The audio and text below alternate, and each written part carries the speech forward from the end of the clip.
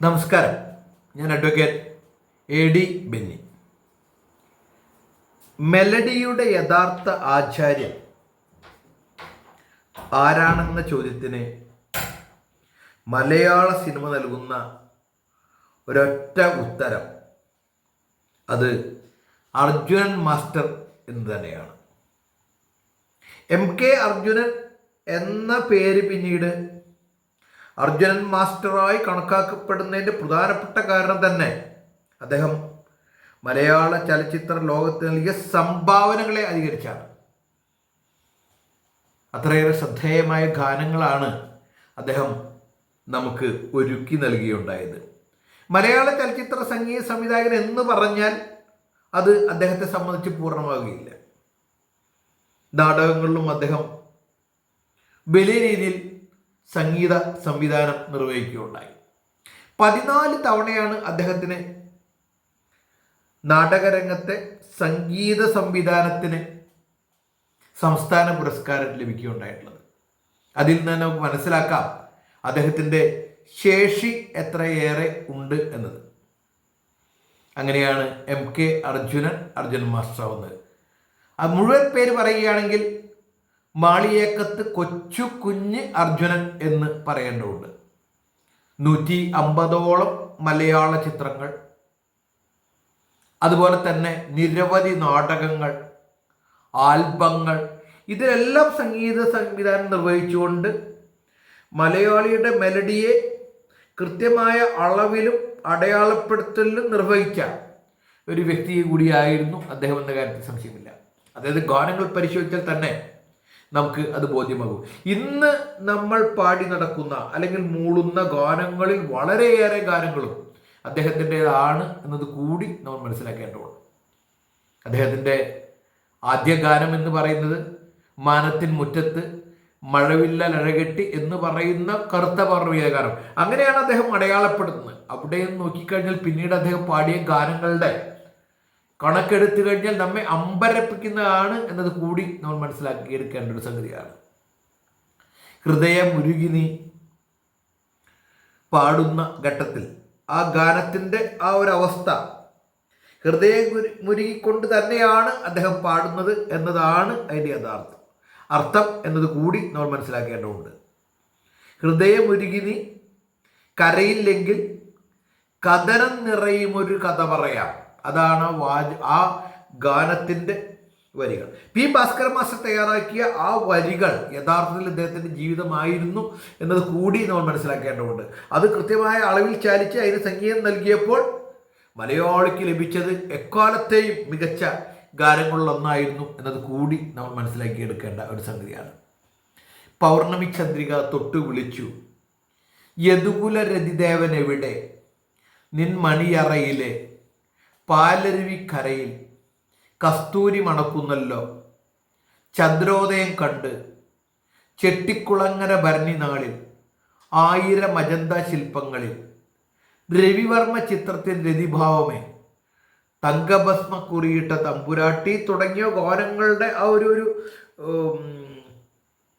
തുടർച്ച പരിശോധിക്കുമ്പോൾ എത്രയോ ഗാനങ്ങൾ ഇതിൽ പറയപ്പെടാതെ പോയി എന്ന് കൂടി നമ്മൾ മനസ്സിലാക്കിയെടുക്കേണ്ടതുണ്ട്. അവിടെയാണ് അർജുനൻ മാസ്റ്ററുടെ കൃത്യമായ അടയാളപ്പെടുത്തൽ സമ്പൂർണ്ണമാകുന്നത് എന്നത് കൂടി നമ്മൾ പറഞ്ഞു വയ്ക്കേണ്ടതുണ്ട്. കൊച്ചുകുഞ്ഞിൻ്റെയും പാറുവിൻ്റെയും മകനായിട്ടാണ് അദ്ദേഹം ജനിക്കുകയുണ്ടായത്. 14 മക്കളായിരുന്നു അവർ ഉണ്ടായിരുന്നത്. 14 മക്കളിൽ 4 പേരൊഴികെ ബാക്കി എല്ലാവരും ആ ജീവിതത്തിൻ്റെ പ്രാഥമിക ഘട്ടത്തിൽ തന്നെ മരിച്ചു പോവുകയായിരുന്നു. 4 പേർ മാത്രമാണ് അവശേഷിക്കുകയുണ്ടായത്. ആ 4 പേർ 2 പേർ ആൺകുട്ടികളായിരുന്നു. അർജുനൻ മാസ്റ്റർക്ക് 6 മാസം പ്രായമുള്ളപ്പോൾ പിതാവ് മരണപ്പെടുകയുണ്ടായി. പിതാവ് ആസ്പിൻവാൾ കമ്പനിയിലെ ഒരു ജീവനക്കാരനായിരുന്നു. ഒരുപാട് ജീവിത പ്രാരാബ്ദങ്ങളിലൂടെ അലഞ്ഞ ഒരു വ്യക്തിത്വമായിരുന്നു അദ്ദേഹം. കേവലം 6 മാസത്തിൽ പിതാവ് മരിക്കുമ്പോൾ ആ കുടുംബത്തിൻ്റെ അവസ്ഥ എന്താണെന്ന് നമുക്ക് ഊഹിക്കാൻ കഴിയും. മക്കളെ പോറ്റുവാൻ വേണ്ടി പകലന്തിയോളം പണിയെടുക്കുന്ന ഒരു അമ്മയുടെ മുഖമാണ് അവർ കാണുകയുണ്ടായത്. 2ാം ക്ലാസ്സിൽ പഠിക്കുന്ന സമയത്ത് അർജുനൻ മാസ്റ്റർ പഠനം നിർത്തേണ്ട ഒരവസ്ഥ വന്നു. പഠിപ്പിക്കാൻ ഇവിടെ ഒരു പണമില്ല, ഭക്ഷണം കഴിക്കാൻ മാർഗമില്ല. അന്ന് പലഹാരങ്ങൾ കൊണ്ട് നടന്ന് വിൽക്കുന്ന പണിയാണ് അദ്ദേഹം ചെയ്യുകയുണ്ടായത്. അമ്മ പലഹാരം ഉണ്ടാക്കി കൊടുക്കും, അത് കൊണ്ടുപോയി വിറ്റ് കിട്ടുന്ന വരുമാനമാണ് ആ വീടിൻ്റെ പശിയടയ്ക്കുവാനായി അന്ന് ഉപയോഗിക്കപ്പെടുകയുണ്ടായത്. അത്രയേറെ ദുരിത പർവ്വത്തിലൂടെ കടന്നുപോയ ഒരു വ്യക്തിത്വമായിരുന്നു അദ്ദേഹത്തിൻ്റെതെന്ന് കൂടി നമ്മൾ മനസ്സിലാക്കേണ്ടതുണ്ട്. അതുകൊണ്ടായിരിക്കാം ഒരുപക്ഷെ ഹൃദയത്തിൽ നിന്ന് വന്നുകൊണ്ടുള്ള ശീലുകൾ അദ്ദേഹത്തിന് പരീക്ഷിക്കാൻ കഴിഞ്ഞത് എന്നത് കൂടി നമ്മളെടുത്ത് മനസ്സിലാക്കിയെടുക്കേണ്ട ഒരു സംഗതിയാണ്. അമ്മയെ സംബന്ധിച്ച് പറയുകയാണെങ്കിൽ അമ്മ വീടുകളിൽ ജോലിക്ക് പോകും.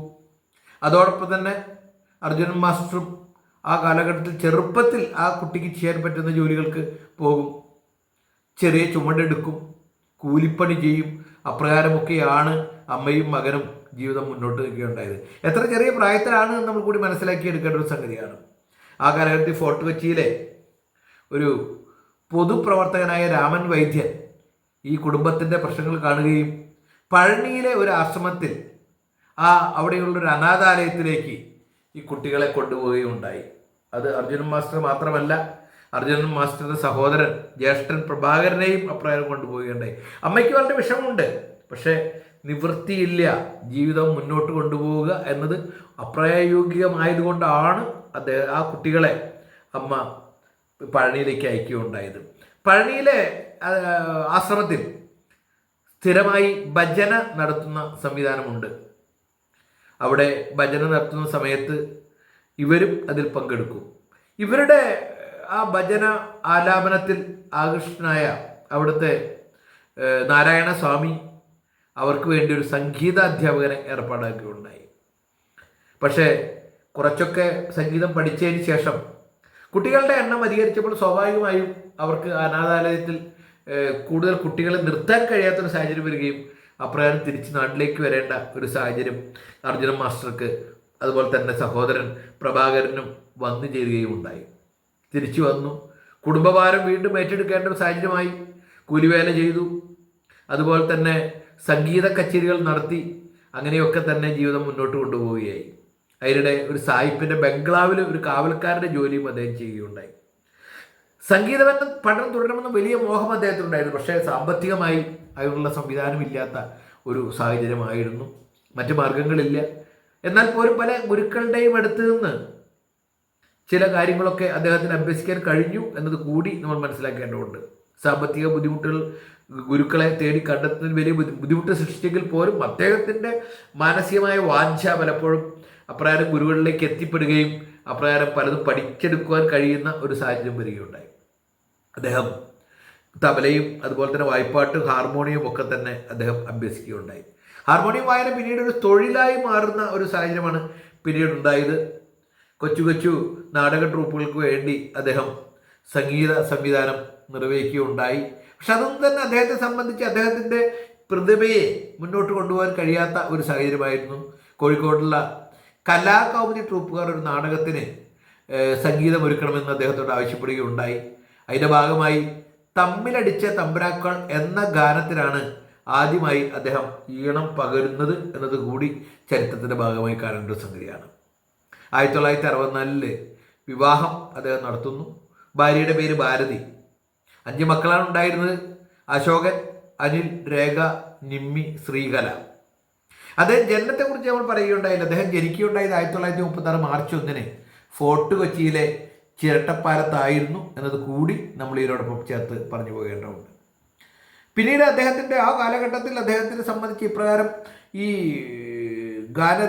ഗാന സംവിധാനം ഒരുക്കി കൊടുത്തതോടൊപ്പം തന്നെ അദ്ദേഹത്തിന് ദേവരാജൻ മാസ്റ്ററുമായിട്ട് പരിചയപ്പെടാൻ അദ്ദേഹത്തിന് അവസരം ലഭിക്കുകയുണ്ടായി.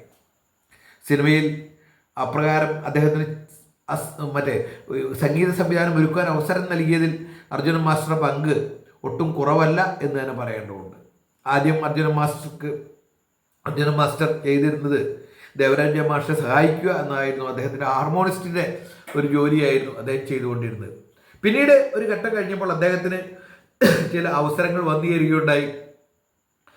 കാളിദാസ കലാകേന്ദ്രത്തിൽ ദേവരാജൻ മാസ്റ്ററുടെ സഹായിയായി അദ്ദേഹം നാടകഗാനങ്ങൾക്ക് വേണ്ടി അദ്ദേഹം ഹാർമോണിയം വായിച്ചു. അതുപോലെ തന്നെ 1960 കറുത്ത പൗർണമി എന്ന ചിത്രത്തിലെ 5 ഗാനങ്ങളിലൂടെ മലയാള സിനിമയിലേക്ക് തൻ്റെ പേര് എഴുതി ചേർക്കുവാൻ അദ്ദേഹത്തിന് കഴിഞ്ഞു എന്നത് കൂടി ഇതിൻ്റെ ഭാഗമായി പറയേണ്ടതാണ്. അവിടെയാണ് നമ്മൾ കണ്ട മാനത്തെ മുറ്റത്ത് മഴവില്ലാൽ അഴകെട്ടി എന്ന ഗാനത്തിൻ്റെ പ്രസക്തി ഉയരുന്നത്.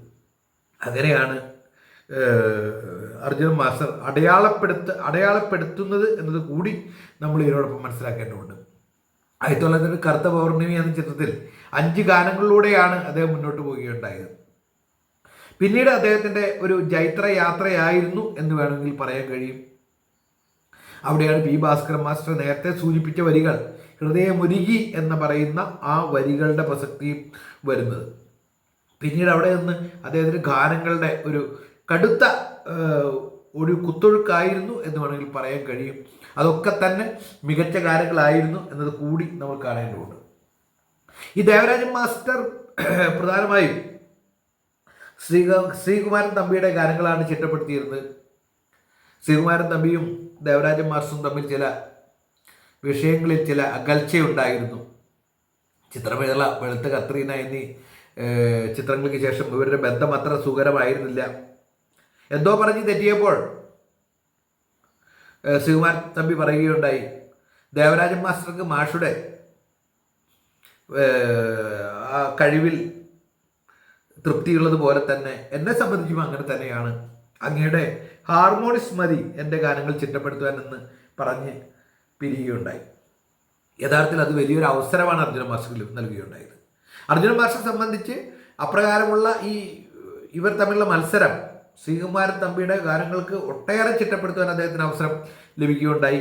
അങ്ങനെ ശ്രീകുമാരൻ തമ്പിയുടെ ഒട്ടേറെ ഗാനങ്ങൾ അദ്ദേഹം ചിട്ടപ്പെടുത്തി എന്നാണ് ചരിത്രത്തിൻ്റെ ഭാഗമായി പറയുന്നത്. ഒരുപക്ഷെ ദേവരാജൻ മാഷും അതുപോലെ തന്നെ ശ്രീകുമാരൻ അവർ തമ്മിലുള്ള ഒരു വൈരാഗ്യം അല്ലെങ്കിൽ അകൽച്ച ആണ് യഥാർത്ഥത്തിൽ അർജുനൻ മാസ്റ്ററെ വളർത്തിയെടുക്കുകയുണ്ടായത് എന്നത് കൂടി നമ്മൾ മനസ്സിലാക്കേണ്ടതുണ്ട്.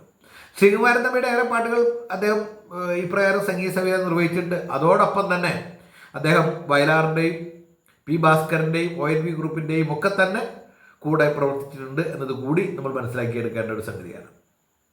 എല്ലാ ഗായകർക്കും അദ്ദേഹം അവസരം നൽകി. പക്ഷേ അത് പ്രധാനമായും അദ്ദേഹം അവസരം നൽകിയത് യേശുദാസിനും ജയേന്ദ്രനും അതുപോലെ തന്നെ വാണി ജയറാമിനുമായിരുന്നു എന്നത് കൂടി നമ്മൾ ഓർത്തു പോകേണ്ട ഒരു സംഗതിയാണ്. എന്നാലും അദ്ദേഹം മറ്റു പല ഗായകർക്കും അവസരം നൽകിയിട്ടില്ല എന്ന് പറയാൻ കഴിയില്ല. പലർക്കും അദ്ദേഹം അവസരം നൽകിയുണ്ടായിട്ടുണ്ട് എന്നത് കൂടി ചരിത്രത്തിൻ്റെ ഭാഗമായി കാണേണ്ട ഒരു സംഗതിയാണ്. അപ്രകാരം നിരവധി ഗാനങ്ങൾ നമ്മളുടെ ആളുകളുടെ മനസ്സിൽ ഇന്നും അണയാതെ സൂക്ഷിക്കുന്ന ശീലുകൾ അദ്ദേഹത്തിൻ്റെ അതേ പുറത്തു വരികയുണ്ടായി എന്നത് കൂടി നമ്മൾ ഉൾക്കൊള്ളേണ്ടതാണ്. ഇതൊക്കെയായിട്ടും അദ്ദേഹം 2017 ജയരാജ് സംവിധാനം ചെയ്ത ഭയാനകം എന്ന ചിത്രത്തിലെ ഗാനത്തിലൂടെയാണ് അദ്ദേഹത്തിന് സംസ്ഥാനത്തെ ഏറ്റവും മികച്ച സംഗീത സംവിധായകനുള്ള പുരസ്കാരം ലഭിക്കുകയുണ്ടായത് എന്നത് കൂടി ഒരു വിരോധാഭാസമായി തന്നെ പറയേണ്ടതുണ്ട്. എത്രയോ ഗാനങ്ങൾ അതിനു മുന്നേ സംസ്ഥാന പുരസ്കാരത്തിനും അതുപോലെ തന്നെ ദേശീയ പുരസ്കാരത്തിനും അർഹമാകുന്ന രീതിയിലുള്ള ഒട്ടേറെ ഗാനങ്ങൾ ചിട്ടപ്പെടുത്തിയ അദ്ദേഹത്തിന് എന്തുകൊണ്ട് 2017 വരെ ജയരാജിൻ്റെ ഭയാനകം എന്ന് ജയരാജ് സംവിധാനിച്ച ഭയാനകം എന്ന ചിത്രത്തിലെ പാട്ടൊരുക്കിയതിന് വരെ കാത്തിരിക്കേണ്ടി വന്നു എന്നതൊരു സമസ്യയായി തന്നെ തുടരുന്ന ഒരു സംഗതിയാണ്. ഒരുപക്ഷെ മലയാളികളെ ഇന്നും അഭിനയിപ്പിക്കുന്ന ഇത്രയേറെ മെലഡിയസ് ആയിട്ടുള്ള അതിൻ്റെ ഒരു തമ്പുരാൻ എന്ന രീതിയിൽ അറിയപ്പെടുന്ന രീതിയിലുള്ള ഗാനങ്ങൾ ഒട്ടേറെ ചിട്ടപ്പെടുത്തിയിട്ടും അദ്ദേഹത്തിന് എന്തുകൊണ്ടോ അദ്ദേഹത്തെ പരിഗണിച്ചില്ല എന്നത് വളരെ ദുഃഖകരമായ സംഗതിയാണ്. നമുക്കറിയാം പുരസ്കാരങ്ങളുടെയൊക്കെ തന്നെ അതിൻ്റെ രീതികളും മറ്റൊക്കെ നമുക്ക് മനസ്സിലാക്കാൻ കഴിയുന്ന ഒരു സംഗതിയാണ്.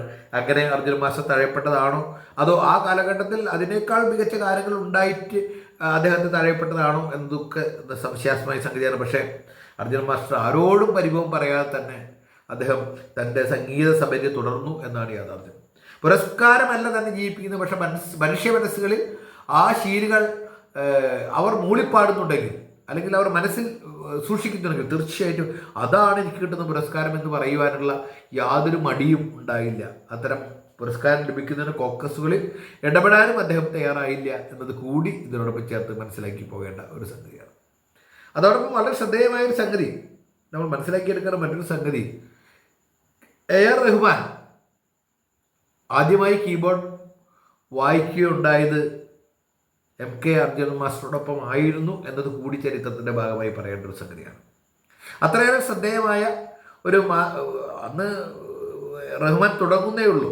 അപ്പോൾ ഈ റഹ്മാനെ സംബന്ധിച്ച് ഗുരുസ്ഥാനീയനായിട്ടുള്ള ഒരു വ്യക്തി കൂടിയാണ് അർജുനൻ മാസ്റ്റർ എന്നത് സന്ദർഭവശാൽ പറഞ്ഞു പോവുകയാണ് എന്നത് കൂടി ഇവിടെ ഉൾക്കൊള്ളേണ്ട ഒരു സംഗതിയാണ്.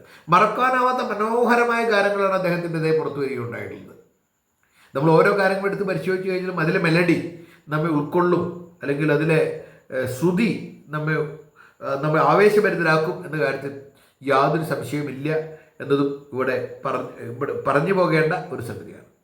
വെള്ളാരംകുന്നിലെ വെള്ളിമീനുകൾ എന്ന ചിത്രത്തിനായി രാജീവ് ആലുങ്കൽ രചിച്ച ഗാനങ്ങളാണ് അദ്ദേഹം അവസാനമായി ഈണം നൽകിയുണ്ടായത്.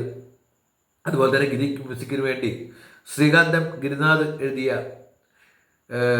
മൂന്ന് പ്രണയഗാനങ്ങൾക്ക് അദ്ദേഹം 2019 ഡിസംബറിൽ അദ്ദേഹം 2017 ആ കാലഘട്ടത്തിൽ അദ്ദേഹം MK അർജുനൻ മാസ്റ്റർ ഈണം പകരുകയുണ്ടായി എന്നത് കൂടി നമ്മൾ ഉൾക്കൊണ്ടു പോകേണ്ട ഒരു സംഗതിയാണ്.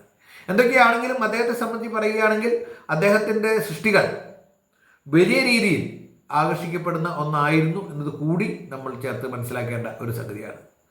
2020 ഏപ്രിൽ 6 അദ്ദേഹത്തിൻ്റെ മരണം. കൊല്ലത്ത് പള്ളുരുത്തിയിലായിരുന്നു അദ്ദേഹം മരണപ്പെടുകയുണ്ടായത്. ശാരീരികമായിട്ടുള്ള ഒട്ടേറെ അവശതകൾ ശേഷിക്കുകയാണ് അദ്ദേഹത്തിന്. ആ ഘട്ടത്തിലെത്തിയപ്പോഴും 84 വയസ്സ് പ്രായത്തിലാണ് അദ്ദേഹം മരിക്കുന്നത്. അപ്പോഴേക്കും അദ്ദേഹത്തിൻ്റെ ശാരീരിക ക്ഷമത ഏറെക്കുറെ നഷ്ടപ്പെട്ടിരുന്നു. ഒട്ടേറെ അസുഖങ്ങൾക്ക് വിധേയനായിട്ടാണ് അദ്ദേഹം മരണപ്പെടുന്നത്. അതിൽ നമ്മൾ ഉൾക്കൊള്ളേണ്ട സംഗതി 2020 അദ്ദേഹം മരിക്കുന്നതിന് മുന്നായിട്ടാണ് അദ്ദേഹം 2019 ഡിസംബറിൽ അദ്ദേഹം സംഗീത സംവിധാനം ഗ്രീക്ക് മ്യൂസിക്കിന് വേണ്ടി നിർവഹിക്കുന്നത് എന്ന് കൂടി മനസ്സിലാക്കേണ്ടതുണ്ട്. ജീവിതത്തിൻ്റെ അവസാന ഘട്ടത്തിൽ പോലും അദ്ദേഹത്തിൻ്റെ ഈ അസുഖങ്ങളെയെല്ലാം വെല്ലുവിളിച്ചുകൊണ്ട് തന്നെ അദ്ദേഹം സംഗീത സംവിധാന സബര്യ തുടർന്നു എന്നതാണ് ഇതിനോടൊപ്പം പറഞ്ഞു പോകേണ്ട ഒരു സംഗതി. ഒട്ടേറെ പുരസ്കാരങ്ങൾ അദ്ദേഹത്തിന് ലഭിക്കുകയുണ്ടായി. കേരള സംഗീത നാടക അക്കാദമി ഫെലോഷിപ്പ് 2008 ലഭിക്കുകയുണ്ടായി. അതുപോലെ തന്നെ സംഗീത സംവിധായകനുള്ള കേരള സംസ്ഥാന ചലച്ചിത്ര പുരസ്കാരം 2017 നമ്മൾ വൈകി കിട്ടിയതിനെ കുറിച്ചൊക്കെ നമ്മൾ പറയുകയുണ്ടായി. അപ്പോൾ അത്തരത്തിലുള്ള പുരസ്കാരങ്ങൾ നാടക രംഗത്ത് അദ്ദേഹത്തിന് 14 പുരസ്കാരങ്ങൾ ലഭിച്ചു എന്നത് അത്ഭുതപ്പെടുന്ന ഒരു സംഗതിയാണ്. നമ്മൾ മനസ്സിലാക്കേണ്ട പ്രധാനപ്പെട്ട സംഗതി, നാടക രംഗത്ത് ഇത്രയേറെ പുരസ്കാരങ്ങൾ ലഭിച്ച ഒരു വ്യക്തിക്ക് ചലച്ചിത്ര ലോകത്ത് നിന്ന് പുരസ്കാരങ്ങൾ ലഭിക്കുകയുണ്ടായി. നീണ്ട ആ പ്രവർത്തന സമിതിക്ക് ശേഷം 2017 എന്ന് പറയുമ്പോൾ ഉണ്ടാകുന്ന സ്വാഭാവികമായിട്ടുള്ള അവാർഡുകളെക്കുറിച്ചുള്ള നമ്മുടെ ഒരു കാഴ്ചപ്പാട്, എങ്ങനെയാണ് അവാർഡുകൾ നൽകപ്പെടുന്നത് എന്നതിനെക്കുറിച്ചുള്ള കാഴ്ചപ്പാടൊക്കെ തന്നെ നമ്മെ അമ്പരപ്പിക്കുന്നതാണ് എന്നത് കൂടി പറഞ്ഞു വയ്ക്കേണ്ടതുണ്ട്. ചരിത്രത്തിൻ്റെ ഭാഗമായിട്ടുള്ള ഒരു സംഗീത സംവിധായകനാണ് അദ്ദേഹം. മെലഡിയുടെ തമ്പുരാനാണ് അദ്ദേഹം. അദ്ദേഹത്തിൻ്റെ ഗാനങ്ങൾ ഇന്നും നമ്മുടെ മനസ്സുകളിൽ മുഴങ്ങുന്നുണ്ട് എന്നാണ് യാഥാർത്ഥ്യം. അദ്ദേഹം ചിട്ടപ്പെടുത്തിയ ഗാനങ്ങൾ മൂളിപ്പാടാത്തവരായി ആരുമില്ല എന്ന് തന്നെ നമ്മൾ പറയേണ്ടത്. ചെട്ടിക്കുളങ്ങര ഭരണനാളിൽ എന്ന് പറയുന്ന ഗാനമൊക്കെ പിന്നീട് ഈ അടുത്ത കാലത്ത് പോലും അത് വീണ്ടും അവതരിപ്പിക്കപ്പെടുകയുണ്ടായി. അതും ചരിത്രത്തിൻ്റെ ഭാഗമായി മാറിയതൊക്കെ തന്നെ നമ്മൾ ഉൾക്കൊള്ളേണ്ട സംഗതിയാണ്. ചെട്ടിക്കുളങ്ങര ഭരണനാളിൽ എന്ന് പറയുന്ന ഗാനത്തിൻ്റെ രീതി തികച്ചും വ്യത്യസ്തമാണ്. എന്നാൽ അതിമനോഹരമായ ഒട്ടേറെ ഗാനങ്ങൾ അദ്ദേഹം ഭാഷാപരമായി മികച്ച ഗാനങ്ങൾ, 1000 അജന്ത ശില്പങ്ങളിൽ എന്ന് പറയുന്ന ഗാനങ്ങളൊക്കെ തന്നെ, രവിവർമ്മ ദിദിഭാവമേ എന്ന് പറയുന്ന ചിത്രങ്ങളൊക്കെ തന്നെ വലിയ രീതിയിൽ മികവ് പുലർന്ന ഗാനങ്ങളാണ് എന്നത് കൂടി ചരിത്രത്തിൻ്റെ ഭാഗമായി ഉൾക്കൊള്ളേണ്ട സംഗതിയാണ്. തീർച്ചയായിട്ടും ഇത്തരം പ്രതിഭകൾ വല്ലപ്പോഴുമേ നമ്മുടെ സമൂഹത്തിലേക്ക് കടന്നു വരികയുള്ളൂ. അത്തരം വ്യക്തിത്വങ്ങളെ ആദരിക്കേണ്ട ബാധ്യത നമ്മുടെ സമൂഹത്തിലുണ്ട്. പലപ്പോഴും നമ്മൾ ഈ ഗാനങ്ങൾ മൂളി പാടുമ്പോൾ ആരാണ് ഇതിന് ചിട്ടപ്പെടുത്തിയത് എന്ന കാര്യത്തിൽ പലപ്പോഴും നമ്മുടെ മനസ്സിലേക്ക് അത് കടന്നു വരികയില്ല എന്നാണ് യാഥാർത്ഥ്യം. എന്തായാലും അദ്ദേഹത്തിൻ്റെ ഗാനങ്ങൾ പ്രത്യേകിച്ച് നമുക്ക് യൂട്യൂബ് തുടങ്ങിയ സംവിധാനങ്ങളൊക്കെ ഉള്ളതുകൊണ്ട് ഏത് ഗാനങ്ങളും അദ്ദേഹത്തിന് കേൾക്കാനുള്ള സംവിധാനമുണ്ട്. അത് പല ആവർത്തി കേൾക്കേണ്ട ഗാനങ്ങളാണ് എന്നത് കൂടി നമ്മൾ പറഞ്ഞു വയ്ക്കേണ്ട ഒരു സംഗതിയാണ്. ആ ഗാനങ്ങൾ നമ്മെ ആകർഷിക്കും, അത് നമുക്ക് പുതിയ ഊർജം തരും, ജീവിതത്തെ മസൃണമാക്കും എന്ന കാര്യത്തിലും യാതൊരു സംശയമില്ല. അദ്ദേഹത്തിൻ്റെ പാതാരവിന്ദങ്ങളിൽ നമുക്ക് നമിക്കാം. ഇപ്രകാരമുള്ള കലാകാരന്മാർ ഇനിയും ഉണ്ടാകട്ടെ. ഇവരിൽ നിന്ന് ആവേശം ഉൾക്കൊണ്ടുകൊണ്ട് ഇപ്രകാരമുള്ള സംഗീത സംവിധായകർ നമ്മുടെ ഭൂമിയിൽ ഇനിയും സൃഷ്ടിക്കപ്പെടട്ടെ. അവരുടെ ഗാനങ്ങളൊക്കെ തന്നെ നമ്മളുടെ കാതുകൾക്ക് ആനന്ദം പകരട്ടെ എന്നത് കൂടി ഈ ഘട്ടത്തിൽ പറഞ്ഞു വയ്ക്കേണ്ടതുണ്ട്. ഏവർക്കും ആശംസകൾ നേരുന്നു. നന്ദി, നമസ്കാരം, ജയ് ഹിന്ദ്.